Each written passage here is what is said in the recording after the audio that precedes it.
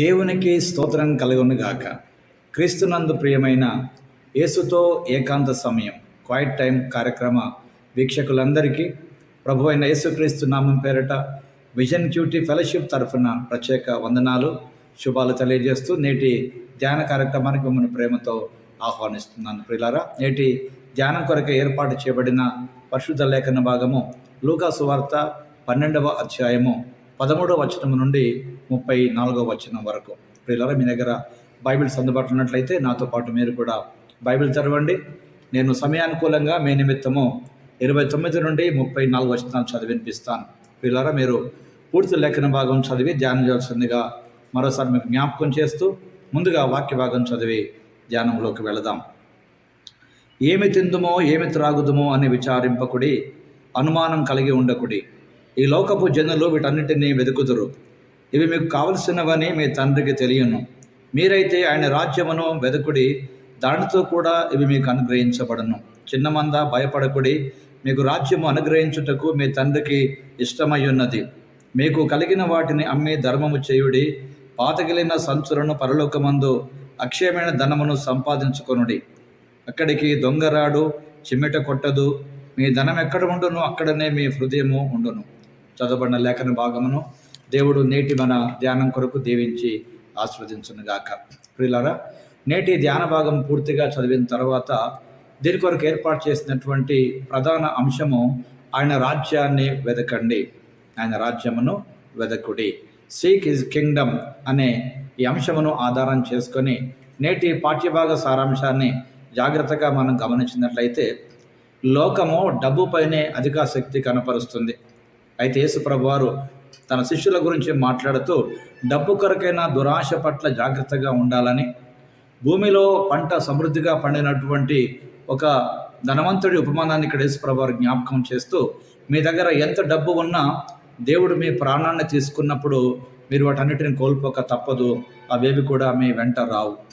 యేసు ప్రభు తన శిష్యులకు ఏమి తింటున్నామో ఏమి త్రాగుతున్నామో అని చింతించవద్దని, వాటన్నిటిని గూర్చి చింతించడం అనేటువంటిది ఒక విధంగా దేవునిపై ఆధారపడకపోవడమైనటువంటి మాట జ్ఞాపకం చేస్తూ, ఆకాశ పక్షులను చూడండి, అవి విత్తవు కోయవు, అయినను వాటిని దేవుడు పోషిస్తున్నాడు కనుక మీరు వాటికంటే శ్రేష్ఠులు కారా అని దేవుని వాక్యము ప్రశ్నిస్తూ ఉండగా, దేవుడు లేడని నమ్మడము, ఒక విధంగా దేవునిపై ఆధారపడకపోవడం అనేటువంటిది మన స్వనీతి ఆలోచనను సమకూర్చుకునేటువంటి ప్రయత్నం. ప్రియులారా, కనుక నిజమైన శిష్యుడు అంటే తన ఆస్తులను ఇతరులకు ఇచ్చి పుచ్చుకునేటువంటి వాడు.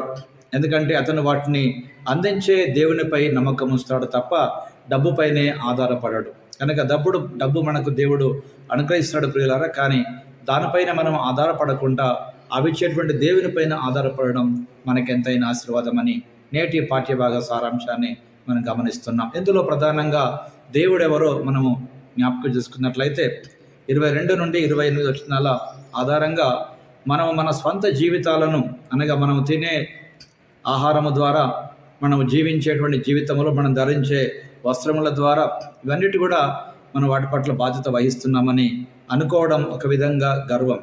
అవి మనం సంపాదించుకునేవి కాదు కానీ ప్రియులారా, దేవుడే మన కొరకు సంపాదించి పెట్టాడు. కనుక ప్రియులారా, దేవుడు మన సంపాదన దీవించకపోతే మనం దాని ద్వారా తృప్తి సంతోషాన్ని ఎన్నడూ అనుభవించలేం. కనుక మనము మన జీవనోపాధి గురించి ఆందోళన చెందకూడదు. అలాగే భూ సంబంధమైన సంపద కూడబెట్టుకోని పైన కూడా దృష్టి పెట్టకూడదు. మనము దేవుని ఏర్పాటుపై నమ్మకము లేదని ఈ మాటలు చూపిస్తుంటాయి ప్రియులారా. కనుక మనల్ని సృష్టించిన దేవుని మనం విశ్వసిస్తే మనకు అందించే ప్రతిదీ కూడా దేవుడే ఇస్తున్నాడు. కనుక ఆ దేవుని నమ్మడం మనకెంతో ఆశీర్వాదం ప్రియులారా. కనుక భూలోకమందు మనుషులు అనేక విధాలుగా డబ్బు సంపాదన ఎక్కువ మనసు పెడుతున్నారు తప్ప వీటిని మనకు అనుగ్రహించే దేవుని పైన మనము మనసు పెట్టలేకపోతున్నాం. అలాగే ఈ రోజున దేవుడు మనకి నేర్పే పాఠాన్ని జాగ్రత్తగా ఈ భాగంలో గమనించినట్లయితే 33 నుండి 34 వచనాల ఆధారంగా తన ఆస్తిని అమ్మి దాన ధర్మం చేసేవాడు నిజంగా ధనవంతుడు. ఎందుకంటే అతని రాజ్యంలో తన నిధిని దాచుకున్నాడని మనం చెప్పవచ్చు ప్రియులారా. కాబట్టి పరలోక రాజ్యము నిల్వ చేయబడినటువంటి ఒక నిధి, అది ఎప్పటికీ అదృశ్యము కానటువంటిది. కనుక దేవుని రాజ్యములో ప్రియులారా, మనము ఈ లోకంలో చేసేటువంటి ప్రతి పని ప్రభు రాజ్యం కొరకు మనం సిద్ధపరిచేటువంటి ఒక ప్రక్రియ ప్రియులారా. కనుక ఈ రోజున మన జీవితానికి అన్వయింపుగా భూమిపై నిలువబడినటువంటి నిధి చివరకు అదృశ్యమవుతుంది, కానీ పరలోక రాజ్యంలో నిలువ ఉండేటువంటి నిధి ఎప్పటికీ అదృశ్యం కాదు.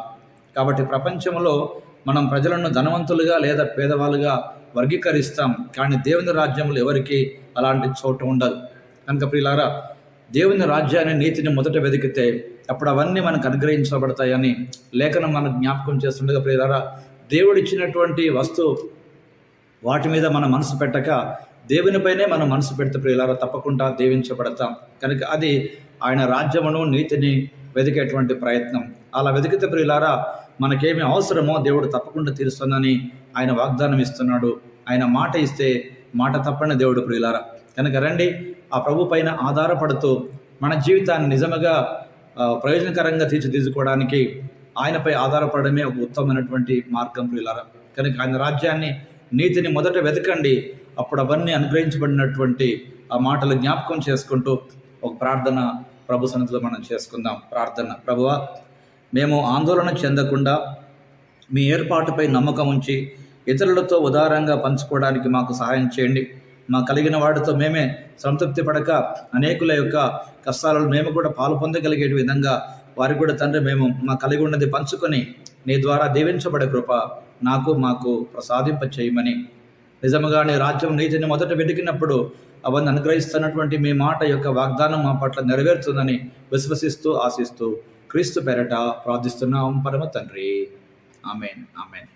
ప్రియులారా, ప్రభువారు నిత్యము తన వాక్యం ద్వారా మనతో మాట్లాడుతూ అనేక పాఠాలు మనకు నేర్పిస్తూ ఉండగా నిజమే ఆయన రాజ్యమును నీతిని మొదట మనం వెతికితే ప్రియులారా అప్పుడు అవన్నీ మనకు అనుగ్రహించబడతాయి. అనగా ఏమి తిందుమో, ఏమి త్రాగుదుమో, ఏమి ధరించుకుందుమో అనేటువంటి మన శరీరపరమైనటువంటి ప్రతి అవసరత దేవుడు తీర్చి మనల్ని ఎంతో ఆదరించే దేవుడు అయి ఉన్నాడు. కనుక భూమి మీద మనం సంపాదించుకునే ఏది కూడా ప్రియులారా అది నిల్వ ఉండలేదని, దేవుని కొరకు మనం చేసే ప్రతి ప్రయత్నము అది మనకెంతో ఆశీర్వాదాన్ని కలిగిస్తుందని నేటి పాఠ్య భాగము మనకు జ్ఞాపకం చేస్తుండగా నిజముగా ఆయన రాజ్యమును నీతిని మొదట వెతికి అనేకులకు యేసు ప్రభు సువార్త ప్రకటించడం ద్వారా ఆ రాజ్య వారసులుగా చేయుటకు మనం కూడా మనవంతు కృషి ప్రయత్నం చేయుటకు ప్రభు మనకు సహాయం చేయాలని ఆశిస్తూ